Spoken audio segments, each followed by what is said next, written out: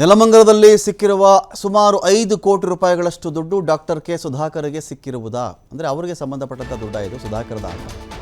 Doctor K ಸುಧಾಕರ್ದ ಈ ಹಣ ಅವ್ರಿಗೆ ಸೇರಿದ್ದಾ ಅಂತ ಪ್ರಶ್ನೆ ಇದೆ. ಇಲ್ಲಿ ಕಂಪ್ಲೇಂಟ್ ಕೂಡ ಆಗಿದೆ. ಮತದಾರರಿಗೆ ಹಂಚೋದಕ್ಕೆ ಸಂಗ್ರಹಿಸಿಟ್ಟಿದ್ದಂಥ ಹಣವನ್ನು ಸೀಸ್ ಮಾಡಿತ್ತು ಐಟಿ. ಮಾದಾವಾರದ ಗೋವಿಂದಪ್ಪ ಎನ್ನುವವರ ಮನೆಯಲ್ಲಿ ಸಿಕ್ಕಿತ್ತು 5 ಕೋಟಿ ರೂಪಾಯಿಗಳ ನಗದು. 5 ಕೋಟಿ ರೂಪಾಯಿಗಳನ್ನು ಜಪ್ತಿ ಮಾಡ್ತಾರೆ. ಚಿಕ್ಕಬಳ್ಳಾಪುರದ ಬಿಜೆಪಿ ಅಭ್ಯರ್ಥಿ ಸುಧಾಕರ್ಗೆ ಈಗ ಸಂಕಷ್ಟ ಎದುರಾಗಿದೆಯಾ? ಮಾದನಾಯಕನಹಳ್ಳಿ ಸ್ಟೇಷನ್ನಲ್ಲಿ ಸುಧಾಕರ್ ವಿರುದ್ಧವಾಗಿ ಎಫ್ಐಆರ್ ದಾಖಲಾಗಿದೆ. ಜಪ್ತಿಯಾಗಿದ್ದಂಥ ದುಡ್ಡನ್ನು ಕೊಡಿಸಬೇಕು ಅಂತೇಳಿ ಅಧಿಕಾರಿಗಳಿಗೆ ಬೆದರಿಕೆ ಹಾಕಿರೋ ಆರೋಪ ಇದೆ. ಯಾವ ಹಣ ಜಪ್ತಿ ಆಯಿತೋ ಕೊಡಿಸ್ಬೇಕು ಅದನ್ನು ಅಂಥೇಳಿ ಇವರು ಬೆದರಿಕೆ ಕೂಡ ಹಾಕಿದ್ದಾರೆ ಅಂಥೇಳಿ ಒಂದು ಆರೋಪ ಕೇಳಿಬಂದಿದೆ. 25ನೇ ತಾರೀಕು ಚಿಕ್ಕಬಳ್ಳಾಪುರ ಲೋಕಸಭಾ ಕ್ಷೇತ್ರದ ನೋಡಲ್ ಅಧಿಕಾರಿ ಮುನೀಶ್ ಮೌದ್ಗಿಲ್ಗೆ ಕರೆ ಬರುತ್ತೆ.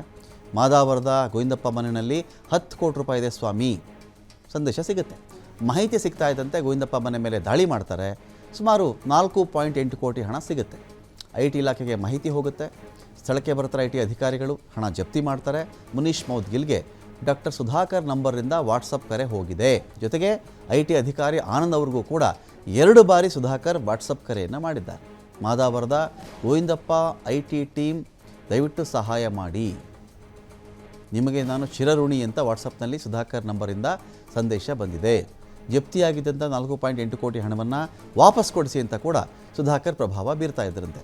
IPC 171E ಲಂಚ ಸ್ವೀಕಾರ, ಅದು IPCF ಚುನಾವಣೆಯಲ್ಲಿ ಅನಪೇಕ್ಷಿತ ಪ್ರಭಾವ ಬೀರುವುದು, 171B ಮತದಾರರಿಗೆ ಹಣದ ಆಮಿಷ ಒಡ್ಡೋದು, ಚುನಾವಣಾ ಕರ್ತವ್ಯಕ್ಕೆ ಅಡ್ಡಿಪಡಿಸೋದು 171C ಆಗುತ್ತೆ. ಎಲ್ಲ ಕೇಸ್ಗಳು ಕೂಡ ದಾಖಲಾಗಿದೆ.